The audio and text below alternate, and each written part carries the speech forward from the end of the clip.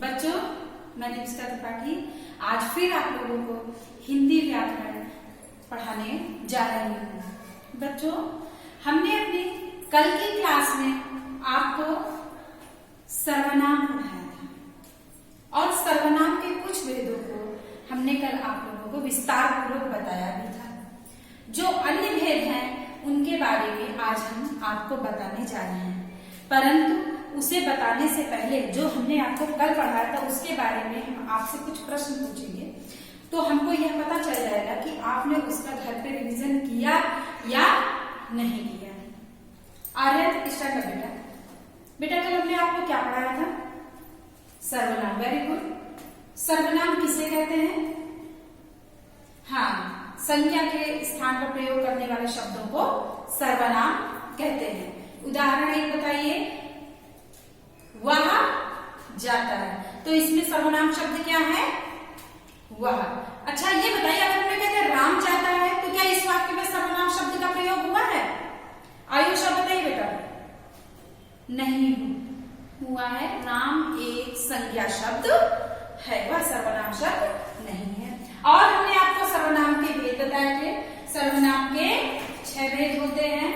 एक बार उनका फिर से रिवीजन कर लेते हैं। पुरुषवाचक सर्वनाम, पर्सनल प्रोनाउन, निश्चयवाचक सर्वनाम, डेफिनिट प्रोनाउन, अनिश्चयवाचक सर्वनाम, इंडेफिनिट प्रोनाउन, संबंधवाचक सर्वनाम, रिलेटिव प्रोनाउन, प्रश्नवाचक सर्वनाम, इंटरोगेटिव प्रोनाउन, निजवाचक सर्वनाम, रिफ्लेक्सिव प्रोनाउन। तो बच्चों, हमने आपको पुरुषवाचक सर्वनाम बताया था। पुरुषवाचक सर्वनाम के कितने भेद बताए थे कल? 3 भेद। कौन कौन से? उत्तम पुरुष, मध्यम पुरुष और अन्य पुरुष। इंग्लिश में इसको फर्स्ट पर्सन, सेकंड पर्सन और थर्ड पर्सन भी कहते हैं। अगला और हमने आपको बताया था निश्चयवाचक सर्वनाम। निश्चयवाचक सर्वनाम में हमने आपको बताया था वहां पर चीज क्या है? निश्चित है, वहां पर श्योरिटी है। ठीक है। अब हम आपको सर्वनाम का अगला भेद बताने जा रहे हैं, अनिश्चयवाचक सर्वनाम। अनिश्चय, जहां पर कोई भी चीज श्योर ना हो भी सकता है और नहीं भी हो सकता, अनिश्चितता की स्थिति बनी रहती है, वहां पर अनिश्चयवाचक सर्वनाम होता है।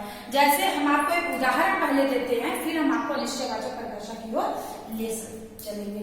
जैसे हमने कहा कोई दरवाजा खटखटा रहा है। क्या कहा? कोई दरवाजा खटखटा रहा है। तो कोई दरवाजा खटखटा, दरवाजे पर कोई खटखटा रहा। कौन खटखटा रहा? लड़का खटखटा रहा है या लड़की खटखटा रही? और कोई, ये तो एक कोई शब्द क्या है? कोई अनिश्चितता प्रकट कर रहा है, निश्चित नहीं है, श्योर नहीं कि कोई खटखटा रहा है। हमारे हमको लग रहा है ऐसा कि खटखटा रहा है, क्या पता ना खटखटा रहा, क्या पता कोई भी दरवाजे पर ना हो। तो क्या है? अनिश्चयवाचक सर्वनाम। जैसा कि हमको नाम से ही इसके पता है, अनिश्चय, जहां पर निश्चितता की स्थिति ना हो, कोई भी चीज निश्चित ना हो, वहां पर अनिश्चयवाचक सर्वनाम होता है। एक बार परिभाषा देख लीजिए उसकी। वैसे भी आप परिभाषाएं जो है जरूरी नहीं है जो हमने आपके सामने लिखी वही परिभाषाएं अपने आप भी आप बना सकते हैं। ठीक है। जैसे जिन सर्वनाम शब्दों से निश्चित वस्तु का बोध नहीं होता है, वहां पर अनिश्चयवाचक सर्वनाम होता है। जैसे हमने कहा कुछ फल दे दो। क्या कहा? कुछ फल दे दो। तो कुछ फल में निश्चित नहीं कि 2 फल होंगे, कि 3 फल होंगे, कि 4 फल होंगे, कि 10 होंगे, 1 दर्जन होंगे, यहाँ पर निश्चितता नहीं है। परंतु अगर हम कहते हैं कि 2 फल दे दो, तो 2 फल क्या है? 2 फल निश्चित है कि इनको 2 ही फल चाहिए। ठीक है। तो क्या हुआ? अनिश्चयवाचक सर्वनाम। अगला हमारा सर्वनाम है संबंधवाचक सर्वनाम। यानी संबंध क्या होता है? संबंध को इंग्लिश में क्या बोलेंगे? रिलेशंस बोलते हैं। रिलेशन कि हमारे जैसे आप शिष्य हैं और हम आपके शिक्षक हैं। ठीक है। तो हमारा अगर हम आपसे पूछे आपका हमसे क्या संबंध है, तो आप बताएंगे कि आप हमारी शिक्षिका हैं और हम आपके शिष्य। तो हमारा आपका ये क्या हो गया? ये मेरा और आपका संबंध हो गया। ठीक है। तो संबंध और इसको जैसे हमने कह दिया, जैसा करोगे वैसा भरोगे। क्या कहा? जैसा करोगे वैसा भरोगे। तो 2 वाक्य खंड है इसमें। वाक्य 2 वाक्यों के खंड है। जैसा करोगे वैसा भरोगे। तो एक वाक्य दूसरे से जैसा और वैसा, ये 2 शब्द जो हैं ये संबंध बता रहे हैं। ठीक। परिभाषा देखते हैं। वह सर्वनाम शब्द जो किसी वस्तु या व्यक्ति का संबंध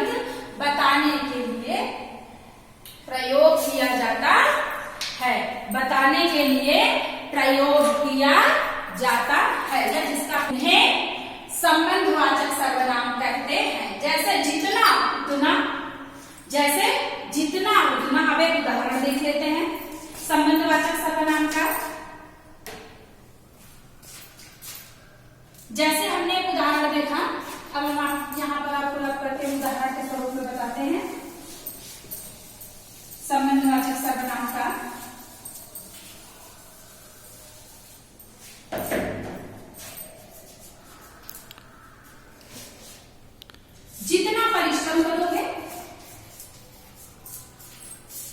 परिश्रम करोगे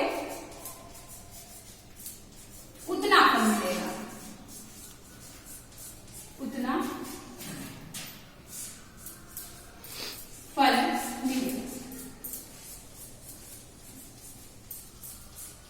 रूपाली बेटा इसका नाम बेटा आप बताइए इस वाक्य में अगर हम आपसे पूछे कि संबंधवाचक शब्द कौन कौन से, तो आप कौन कौन से बताएंगे? परिश्रम करोगे, यह जो वाक्य है फल मिलेगा, इसमें संबंध कौन कौन से शब्द बता रहे हैं? जितना और उतना। तो यह वाक्य हमारा क्या हो गया? संबंधवाचक सर्वनाम। तो बच्चों अब आप समझ, यानी रिलेटिव प्रोनाउन। अब हम आप लोगों को सर्वनाम का अगला भेद बताने जा रहे हैं, प्रश्नवाचक सर्वनाम। अगला भेद हम आपको बताने जा रहे हैं प्रश्नवाचक सर्वनाम। प्रश्न, जैसा कि आपको नाम से ही दिख है, प्रश्न यानी जिसमें क्वेश्चन पूछा जाए। जैसे हमने पूछा आयुष, या हमने आयुष शब्द का प्रयोग, हमने कहा क्या आप काम करके लाए हैं? आयुष शब्द का प्रयोग बता दीजिए। हमने कहा क्या आप काम करके लाए हैं, और आपसे पूछे कि इसमें प्रश्नवाचक सर्वनाम क्या है, तो आप बताइए आयुष कौन सा शब्द होगा? क्या?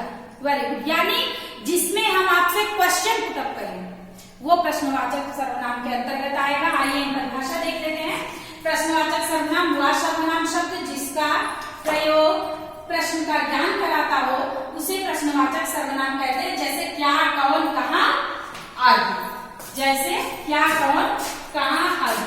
अब हम आपको प्रश्नवाचक सर्वनाम का एक उदाहरण देकर के बताते हैं कि आप कैसे पहचानेंगे कि प्रश्नवाचक सर्वनाम है या नहीं। देखिए, जैसे वह कहाँ गया,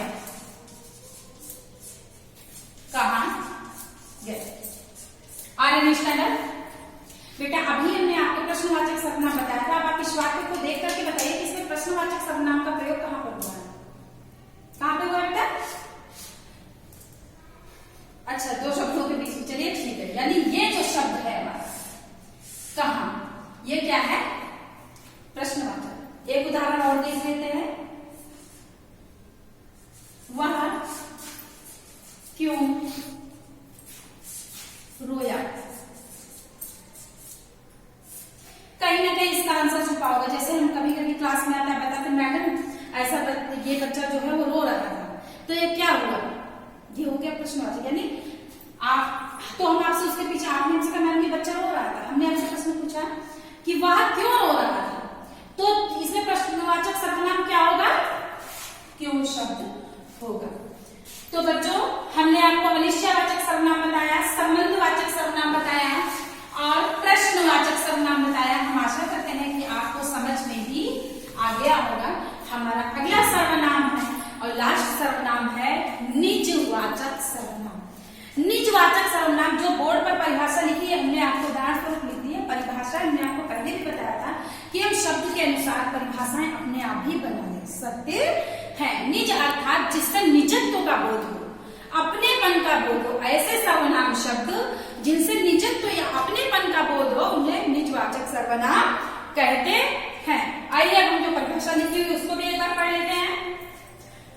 वह सर्वनाम शब्द जो स्वयं का ज्ञान कराता हो उसे निजवाचक सर्वनाम कहते हैं। जैसे हमने कहा मैंने अपना कार्य खुद किया है, तो जो कर्ता क्या है उसमें हम हैं। कार्य किसके द्वारा किया गया? मेरे द्वारा। कार्य किसका था? मेरा। तो यहाँ पर कौन सा सर्वनाम हुआ? निजवाचक। हमने कहा मैं स्वयं लिखूंगी, क्या वाक्य हमने कहा? देखिए उदाहरण निजवाचक सर्वनाम का, मैं स्वयं लिखूंगी, मैं स्वयं लिखूंगी। तो इसमें निजवाचक सर्वनाम कौन सा शब्द है? रूपाली बेटा स्टैंडर्ड। हाँ, आप बताइए कि इस वाक्य में निजवाचक सर्वनाम कौन सा है? स्वयं शब्द जो है इसमें वो निजवाचक सर्वनाम है। ठीक है, अगला एक क्वेश्चन कि मैं अपना कार्य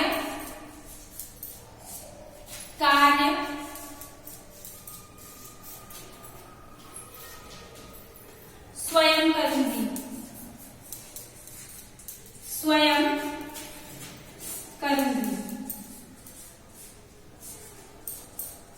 तो अब आप बताइए आर्यन स्टैंडर्ड, हमने आपको बेटा निजवाचक शब्द जो है इसका हमने आपको अर्थ भी बताया, परिभाषा भी बताई, एक उदाहरण देकर भी बताया। अब हमने आपके सामने एक दूसरा उदाहरण रखा है जिसमें भी आप बताइए कि हम कैसे जानेंगे कि हम निजवाचक सर्वनाम है, कैसे पहचानेंगे।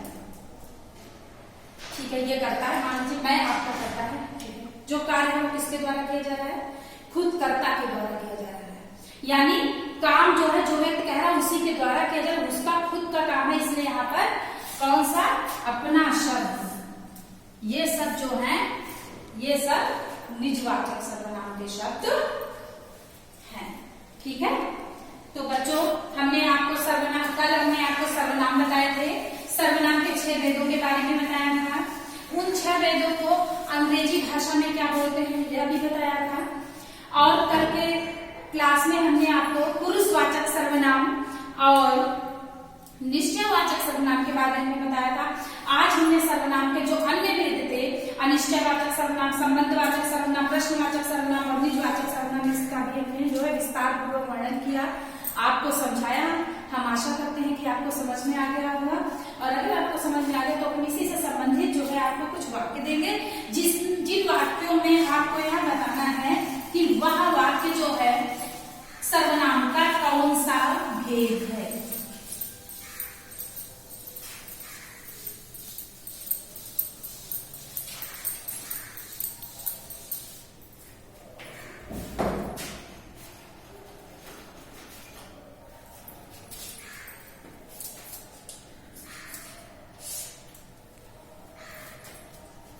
नंबर 1, दरवाजे पर कोई है।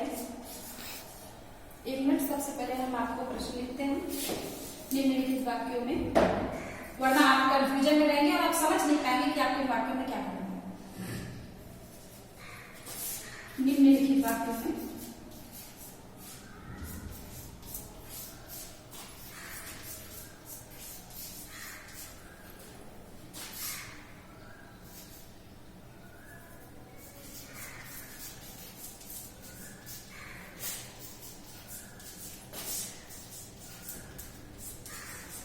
संज्ञा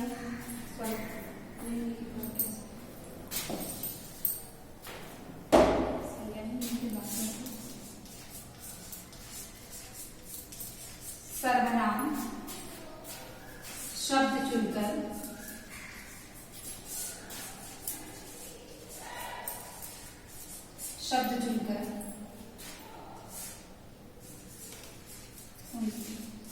भेद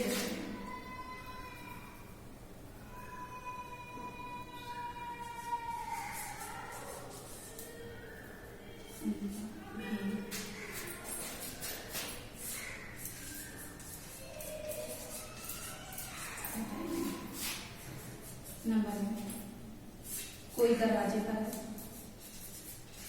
कोई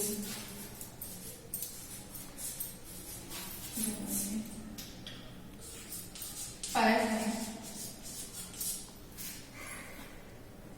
नंबर 2, तुम कहाँ जा रहे हो।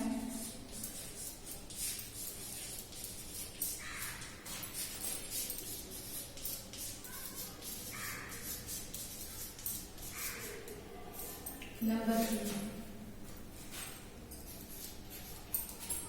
मैं स्वयं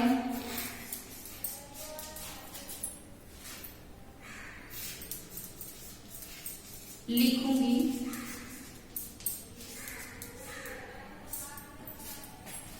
नंबर 4, जैसा करोगे वैसा भरोगे। जैसा करोगे वैसा भरोगे। तो बच्चों ये आपका होमवर्क है जिसको आप घर पर करेंगे और इसी से संबंधित आप अन्य वाक्य भी खोजेंगे घर पर अपनी पुस्तकों से और उनको जो है सोचेंगे, उन पर विचार करेंगे कि अगर यह सर्वनाम है तो क्यों है, अगर यह संज्ञा है तो क्यों है, या इसमें संज्ञा का कौन सा भेद है। मैं एक बार पढ़ देती हूँ। पहला वाक्य है आपका कोई दरवाजे पर है, दूसरा वाक्य है तुम कहाँ जा रहे हो, तीसरा वाक्य मैं स्वयं लिखूंगी, चौथा वाक्य जैसा करोगे वैसा भरोगे। इन वाक्यों में आपको बताना है कि यह सर्वनाम के कौन से भेद इनमें वाक्यों में प्रयोग किए गए हैं। थैंक यू बच्चों।